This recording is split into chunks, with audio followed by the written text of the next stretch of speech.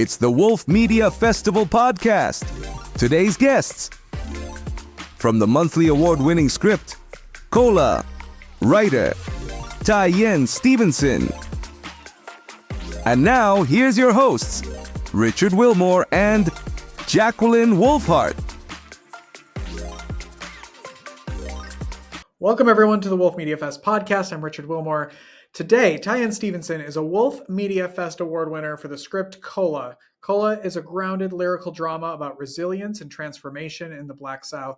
The series follows teens and adults wrestling with the aftermath of loss, poverty, addiction, and family secrets.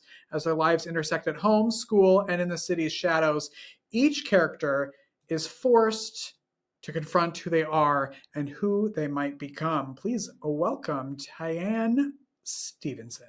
Hello. Hello. How are you? I'm good. How are you? Trying to make it.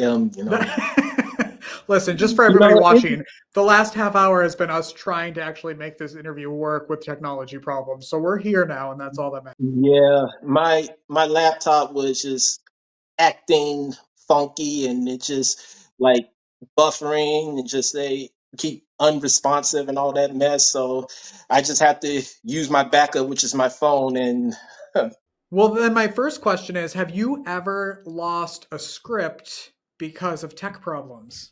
no, not really. I never lost a script due to tech problems.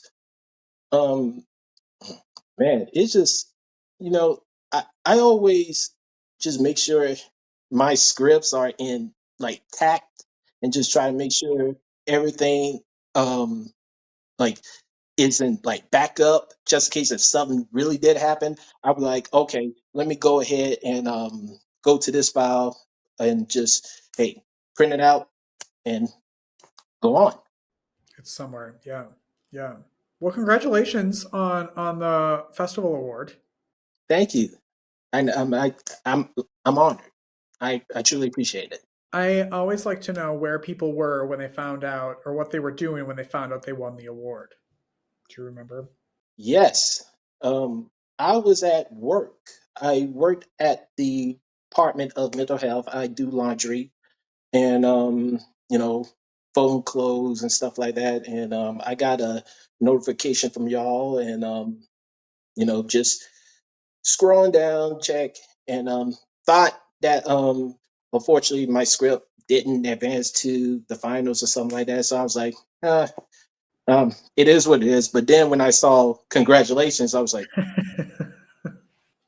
your script has been a monthly award winner. And I was like, say what? And I just like the the look you saw right now is the look Uh-huh. I had. So it was just a blessing, and I was just so excited. And my coworker was like, "Boy, what is wrong with you?" And I told him my script got nominated. So that Where did the story come from? Where did the script come from? Like what inspired it? the idea for my script Cola came to me is loosely based off of my personal experience. I grew up in Columbia, South Carolina. I was born in Portsmouth, Virginia, because I was a Navy brat. My mom was in the Navy, and you know, been living there since I was 2 years old, and just listen to family stories and my friends' stories um, throughout the years, and and most of the stories just came from my stepfather. My stepfather um, is he's he was a drug addict. He was living he was living in the bad lifestyle of his life, and he'd been telling me fascinating stories from his childhood to his young adulthood, and showed me around the old neighborhood, pointing out places like the trap house and other significant spots from the past. And it just kind of blew my mind. And I think, you know, he told these stories because, well, not think, but he telling these stories because he just want to make sure that the world I live in is a dangerous place, and they'll eat me alive. And he also said the same thing to my his kids, my brothers, the same thing. So I kind of no, excuse me, not kind of. I appreciate the fact that he showed me around, and he did a very good job because it kept us from doing dangerous stuff. And these stories combined with inspirations from TV shows and movies, such as Atlanta, The Wire, Snowfall, Euphoria, The Wonder Years, Boys in the Hood, Dope, Moonlight. That helped shape the concept of cola. When even though it's like loosely based on life, real things, and there's obviously made up things, embellished things, was it difficult to write all that down and think about it and kind of rehash some of those stories? Yeah, yeah, it was very difficult because I try not to give too much away from my own personal life. I don't want um, my my family. They very private. They don't want none of the people to talk about their business and stuff like that. So I try to keep it loosely as possible, and try to keep 50% real and 50% false. If that makes sense. Yeah, and and it it it was hard for me because I I had this idea ever since 2016 or 2017. So it was and the reason why it took me so long because like a lot of things has been happening during the years. I lost my younger brother due to cancer, and then lost my grandmother 2 years after my brother's death, and got periods of self doubt and unexpected distractions, and a whole lot of things. So it took me a good while to come up with that script, and this is actually my first time writing a TV script, and I wanted to set out to create some original while being too on the nose, if that makes sense. Yeah. Yeah. How does that feel to have this is your first script? How does that feel to be winning awards and to have such a outside of I guess the awards like have such a positive response to what you wrote? It was a blessing because I guess people can relate to that story while giving too much away. You got your character Elijah who who just does who's going through transformation, going through tragedy of himself, of losing his mother, and now taking care of his grandmother who has COPD. And then you got another character named Damari who who suffered a near death experience and trying to find the sense of identity. So Mm. it's in when people read that script, it just feels like, man, I feel like I could relate it to Elijah, or I could feel like I could relate to Damari. And Mhm. I try to make it as real as I can, but at the same time try to make it loosely and try to make it more add little surreal elements, if that makes Yeah. sense. Yeah. Did any of your family read it and say, "I'd like you to a little too close to home," or like revealing a little too much, or how? What was their response? They didn't I didn't show them the script yet. Probably smart, right? Yeah. Yeah, yeah. I did gave my script to my oldest cousin, and when she read the script of she noticed that the character Erlene, which is Elijah's grandmother, she noticed that she cursed a lot, Erlene, and and my cousin was like, "That kind of sound like our grandmother," in which it really is, because my grandma, she's a sweetheart, God rest her soul, but she can curse. She's Yeah. yeah, like the FCC had to bleep her. Uh-huh. Yeah. Well, at least then you know you got it. If Yeah, people yeah. pick up on it, so that's So she's currently reading the script right now. She hasn't fully finished it, but she so far she said she liked it. that's good. That's good. Is this so? This is your first TV script. Have you written other scripts before, or is this the first one out of the gate? This is the first TV script, but Yeah. I've been written a lot of short films back Okay. in 2013. So I so far I've been written like at least five, maybe six short films, scripts, and it got some recognition, stuff like that. And one of which I wrote and co-directed a short called "The Streetlights Are On" back in 2019, and it's about this guy who's a workaholic. Um, you know, things in his personal life not going right, and he did the unthinkable, and which led to him to a point of no return. And that kind of like a it's like a dedication to the Twilight Zone.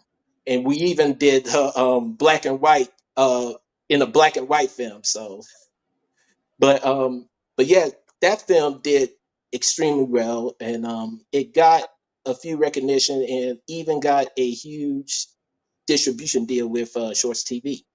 Oh, cool. How did you get into writing or filmmaking?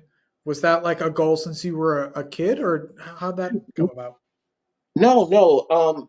As a child, I often stayed with my grandparents while my folks was at work. So this means I have to watch what they watch. So I have to watch like Turner Classic Movies. I have to watch All My Children. I have to watch In the Heat of the Night, all those things. And even though I didn't have a choice, it really sparked my interest. I originally wanted to start acting, to answer your question. But as I grow older, I just find myself copying quotes from films, and just becoming increasingly fascinated by acting. And one of the main reasons I wanted to do acting is because to improve my speech. Mm. I have struggled with a speech impediment for much of my life. And sometimes I find myself saying my words backwards or having trouble expressing myself clearly. So I do believe that acting could be a powerful way to challenge myself and develop better control over my speech by Yeah. practicing lines and working on pronunciation and performing in front of other people. And I hope that could gain more confidence in the way I communicate. I love that you figured out a way to help yourself like that and like through the arts like that. I think that's really interesting that that's where your brain went of like, well, if I do this, I can not only like express myself and write, but it will also help me with what's going on. Yeah, and Interesting. long story short, with the way I got into the writing, um, I just don't like waiting. Of course, when you acting, you have to audition, and once you do the audition, okay, you get a call back or no call at all. And Yeah. I just like, okay, so what's next? Because Yeah. I can't just sit around just like do nothing. And I just said to myself, you know what? I had a bunch of short film scripts at the house, and I just read them like said to myself, man, how they do that? I mean, if they can do it, I can do it. So I started off going online and just type in TV scripts, and the first script that came to me was I don't know if you were around back then, but you ever heard the TV show Sliders? Yeah. Yeah, so That's um, in case what people don't know, Sliders is about four people who travel into different worlds, different dimensions, and you know, so on and so forth. Like they can slide into a world where penicillin doesn't exist, or slide into a world where mosquitoes are endangered species. So, 90s for you. So uh-huh. I'm old. I'm old. I'm 35. So Okay, well, I'm so 41, so I love that you asked if I was around for that. oh, you look good, man. I mean, I thought you'd be like at least 27. It's great lighting in here. Well, hey, just in case you know, I got a little gray hairs too. So so so yeah, so I printed out the script and I just studied off of that script, and I just began to studying screenplays just by reading television and movie scripts, and which inspired me to write my very first short film, Images. I know you said that one of the reasons why you didn't like acting was the waiting part, but is there I don't not a script writer, so I don't know, but it also feels like in that world there's also a lot of waiting where you write something and then you wait. Is that Yeah, true? that How do you yeah. deal with that? I just just stay in my room and just think. I even though like because well when you it's kind of different actually. So when you acting, you just have to wait, you know, wait for something, because you want to wait, make sure that hey, is this person right for that part? So it's always just like a time period. But in the script world, you can just sit down and just like think of what's on your head and just type and just it could take you know you can just write like a few words and just say hey, all right, I'm done for right now. So it's just like it's just basically like it's all about for me when it comes to writing, it's all about patience for me. And I just like and for me I just like to write my own stories. And I just like to think, I like to concentrate. And I think that's just if that makes sense. Yeah. Yeah. I mean, I guess you can also just move on to another script or move on to keep Yeah, writing yeah, something else as that well too, yeah. while that's yeah. Yeah, exactly. So it's like, okay, you know, that script, okay, I can wait on that script the next day. Mhm. I'll just focus on another script. So Yeah. yeah. Well, in that same line of thought, what's happening with Cola now? Like, is it just out there running the festival circuit? Are you planning anything with that, or have you moved on and you've started writing something else? Um it's still in the film festival circuit. We tr- I'm trying to at least cru- do like a kind of like a short film, like just as like kind of like a teaser. Hmm. That's pretty much all I know. But right now, while it's still in the circuit, I'm just go ahead just work on another project. Um, I'm currently writing a comedy drama script called Assistance, and it's kind of based off loosely based off my life working as a PA, because I used to work as a PA for many film and TV shows, Okay. and I had so many crazy stories and just and I feel like that could be a good idea to just write it in paper and just you know do it. And and it was heavily inspired by the famous Jet Jackson, um who by with Lee Thompson Young, who is also a Columbia native, God rest his soul. And I grew up watching the show, and I'm just very like inspired by it. Yeah. Before we leave, is there one crazy story from being a PA you can throw out there for us? We want names. We want names. We want locations. We want it all. I thought you never asked. Okay, so well, I got two if you got time. Sure. Okay, so the first one that kind of stuck with me, it was back in July of 2022. And I was working as a PA for this upcoming Apple Live Music event featuring Luke Combs. And we shot it at this place called Coyote Joe's. And let me remind you, this place is hot. There's no AC, just ceiling fans.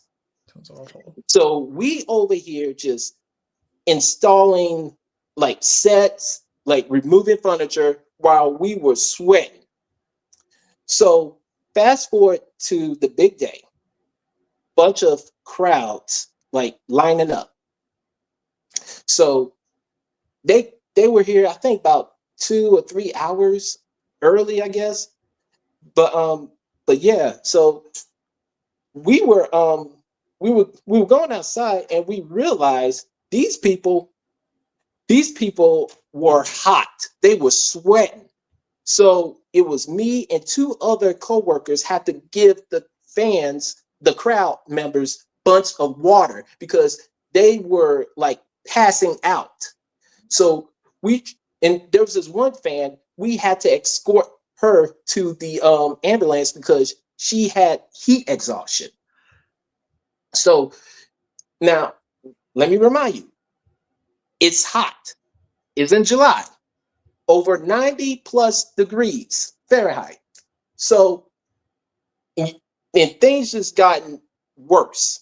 So once they got their ticket scanned and the security allowed them to enter, they got to the concert, and next you know, people started to pass out again. People were sweating. They had to leave the bar because just to catch their breath, and and all of a sudden, like more ambulance came, and then we started giving them some more bottles of water, and then we were completely out. So we had to ask the owner of Coyote Joe's, "Hey, do you guys have any more bottles of water?" So they gave us a full case of them. Like we just tried to, and it wasn't even cold. It was like hot, like lukewarm, as a matter of fact. So we was just trying to give them hot water, like water, and there was this one time when I grabbed a full case, and people just bum rushed me, and they grabbing the water out of the bag. So it was like I grabbed the football and they just all tackled me, pretty much. Wait, So, is that out there to watch? Like, can people go? Because now I want to see what it actually looks like. Is it out there? Coyote Joe's? No, the show. Oh no, that was back in 2022. So I think I don't know if I don't know if the bar. I think the bar's still open, but I think they can. They do have. I do believe they do have live music here and there. Okay. But I haven't been there for about 3 years. So Gotcha. wow. But yeah, it was just like the fans were more happy to see us than Luke Combs. Yeah, I bet. That happened to me once when I saw Kesha, like way back in the day before Kesha was Kesha. It was at this small little club in Milwaukee that had no air conditioning, and there were a lot of young kids maybe doing substances before, and people were just passing out right in front of the stage, and then they were getting water from the bar, but then the bar caught on, and then they started charging people for the water, because then I was like, these people are passing out and getting sick, and you're so I left because I was like, okay, I'm too old for this. But yeah, I was like, and thank God that the owner have a heart and they say, hey, we gotta make sure that no one will die from this. So we just like, hey, water. Here's a case of water for you. Here's a case of water for y'all. So we pretty much saved the day. So you know what I mean? Yeah. And there was another one. back in October of 2022, that same year, I worked as a PA for Flow Sports. So they do this drag race. I think almost every kind of like late summer to early fall.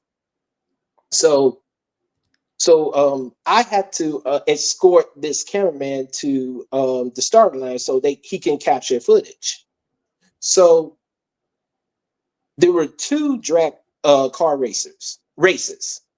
So this is before the big day. So they were test driving it actually. So once the light turned green, they took off. So I'm driving the golf cart, heading down to the trailer. All of a sudden, I feel a heat hitting my face. So I turn to my right and come see this big fireball. Come to find out that the race car had a faulty front axle and hit the concrete barrier, caused the race car to explode. So I was just blown away, no pun intended, and everyone stopped what they're doing and come head towards that damaged race car. And thankfully he was okay, but the car pretty much was done. Yeah. Wow.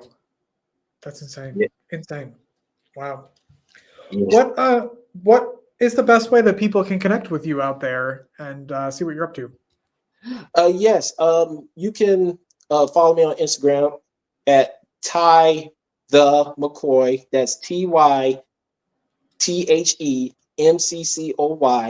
And I have another Instagram called Fergal Kid Productions.